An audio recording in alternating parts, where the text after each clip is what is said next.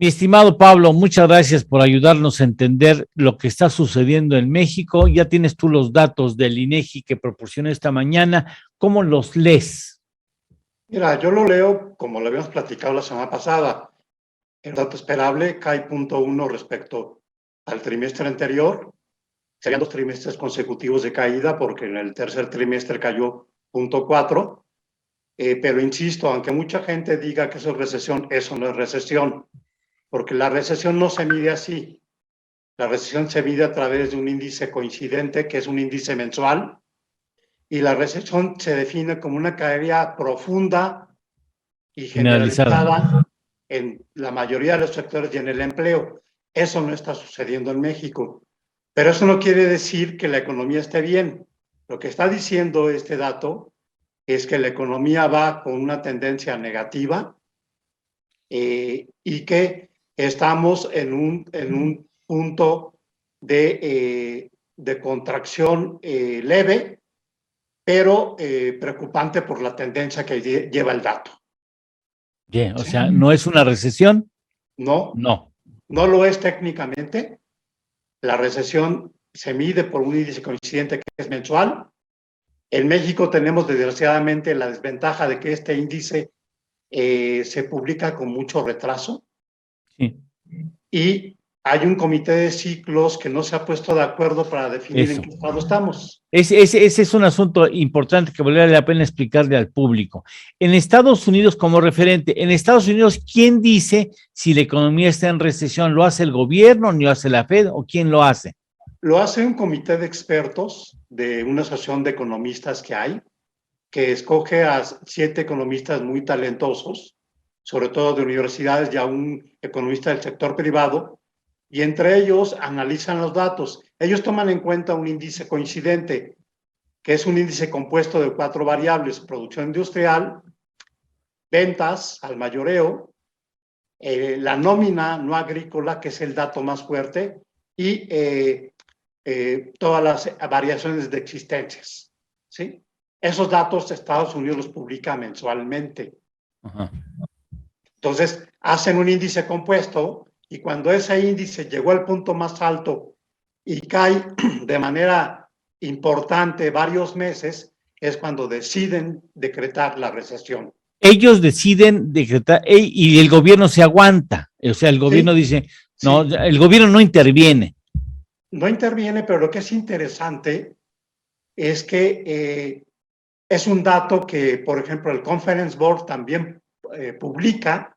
Conference Board es un organismo privado que replica la metodología de este grupo y sabemos claramente con la publicación mensual de Conference Board cuándo está la recesión porque ya la decretó un comité de expertos.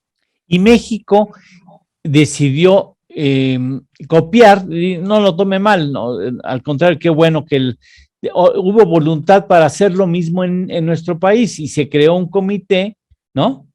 ¿Sí? Después de muchos años, porque INEGI no se quería aventar el cohete de decretar recesión y que eso molestara al Poder Ejecutivo. Entonces INEGI, de una manera muy habilidosa, por decirlo de alguna manera, le dijo a unos expertos: oigan, ustedes decidan, quítenme esta bronca, por favor, ¿no? Sobre todo porque esto implicaría un golpeteo con el Poder Ejecutivo, pero el comité de expertos no se ha puesto de acuerdo por una extraña razón.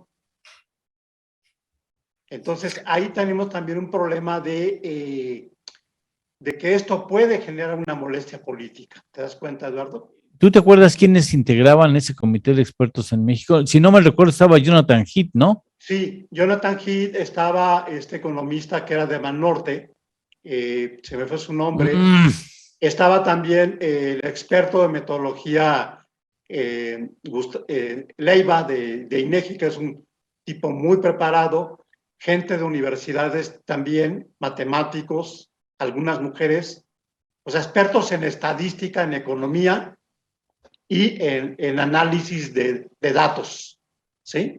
sí, Pero evidentemente hay un problema político atrás, ¿no? sí. Porque ellos decretarían que la recesión comenzó en el periodo del actual gobierno y que terminó, pero no nos dicen ni cuándo comenzó ni cuándo terminó. Entonces, estamos en un vacío muy complicado, ¿no? Porque no tenemos señales de en qué estado del ciclo económico estamos, ¿no? Y eso es importante, eso sirve, a ver, perdóname, voy a ser de abogado, ¿y eso para qué diablo sirve? Es muy importante porque muchas empresas, cuando están en recesión, aprovechan ese momento para reorganizarse, para saber qué cosas tienen que hacer para reducir costos. Y cuando están en expansión es cuando deciden impulsar algunos proyectos ya de manera más sostenida de inversión. O sea, es un diagnóstico que sirve para la toma de decisión empresarial. Sí, efectivamente. Y no tenemos esa brújula, ¿no? Ahora, Tú, hay mucha gente que dice, a ver, yo me voy a basar en los indicadores que conozco, los que están en mi sector, y con eso voy a tomar decisiones, ¿no? No voy a esperar a que este comité de expertos me diga en qué estado sí, estamos, ¿no? claro. ¿Tú esperabas este resultado del INEGI?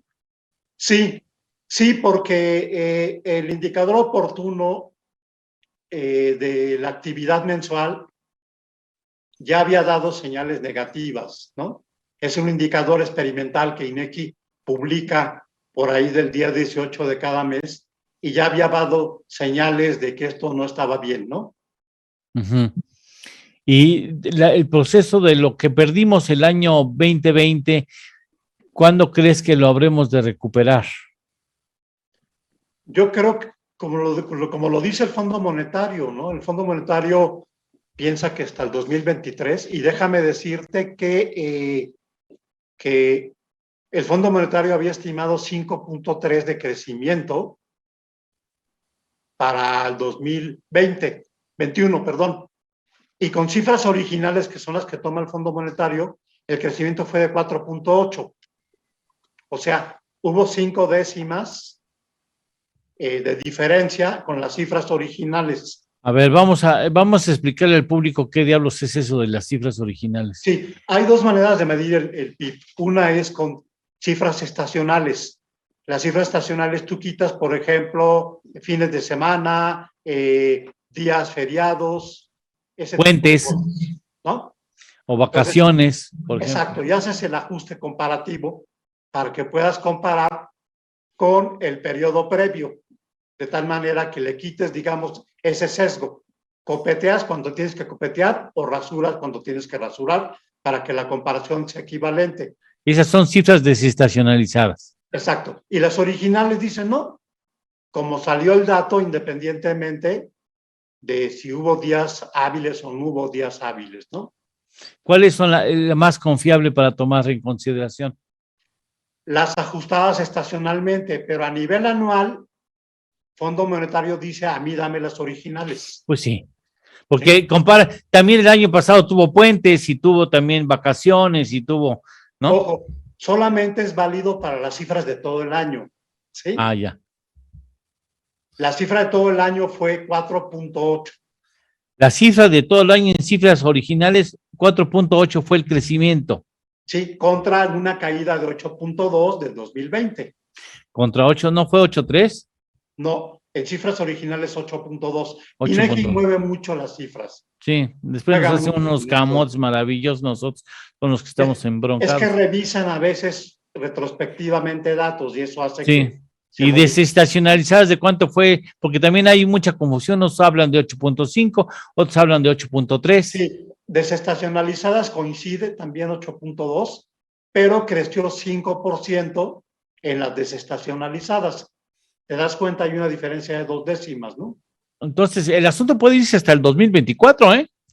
No creo, no creo, pero lo que sí te puedo decir es que en términos per cápita el asunto está peor, ¿no? Eso es lo que hace referencia a Enrique Cárdenas. Dice, no, lo peor es en las cifras del Producto Interno Bruto per cápita. Ese es que no me acuerdo no recuerdo quién haya calculado el Producto Interno Bruto per cápita, la También el caída. Fondo Monetario calcula el PIB per cápita y ahí nos dice que se va hasta después del 2024. hasta después del 2024. Sí, es el PIB por persona para que la gente Sí. lo entienda, O ¿no? sea, la riqueza dividida entre el número de mexicanos considerados hasta el momento. Exactamente, exactamente. O sea, el país genera una riqueza, la riqueza la miden y después la dividen entre el número de mexicanos, chavitos o no chavitos. Sí, a ver, ¿qué es el PIB? El PIB es el total de bienes y servicios producidos por una economía en un periodo de tiempo, quitando el consumo intermedio, o sea, los insumos. Sí. ¿Sí? Eso es el PIB. Entonces, el PIB se mide cada año. El PIB del año pasado ya no cuenta para este año. Sí, claro. ¿Sí? Solamente entra este año los coches nuevos que produje este año. Sí, por supuesto. ¿Sí? Sí. Mira, no sabes cuánto te agradezco porque nos ayudas a entender la trascendencia del dato que se dio a conocer, que es muy importante. Hablamos de algo que ya no hablamos con Enrique Cárdenas, ya entendemos que es el PIB per cápita, ya hablamos de las cifras desestacionalizadas, del coincidente, de este comité de ciclos económicos que funciona en Estados Unidos y que debiera empezar a funcionar en México, pero pues nadie se atreve a decirle, señor presidente, estamos cajeteando. Ahora, nada más un último dato. El viernes salió el dato de Estados Unidos, pero la metodología de Estados Unidos para medir es diferente. En realidad, en Estados Unidos creció el PIB 1.7 respecto al trimestre anterior, pero es crecimiento de 1.7 con caída de 0.1 de México. O sea, ellos están creciendo con dinamismo, nosotros estamos prácticamente estancados, ¿no? O sea, el cuarto trimestre contra el tercer trimestre del 2021, economía de Estados Unidos crece 1.7%. Ajá. Nada más que ellos lo anualizan en crecimiento anual y por eso es 6.9. Y se va, ¿sí?, a 6.9. Pero es una metodología distinta, ¿te das cuenta? Sí, sí, sí. Y nosotros, pero de todas maneras, Pío, fíjate que, ¿qué es lo que nos dice esto? Fíjate, antes de que te tengan que despedir, ya nos dejó de jalar Estados Unidos. Estados Unidos no nos está jalando como antes lo hacía. Le iba bien y nosotros nos iba bien, íbamos en el carrito. Y ahora ya no, la economía de Estados Unidos crece a 1.7 y nosotros contraemos.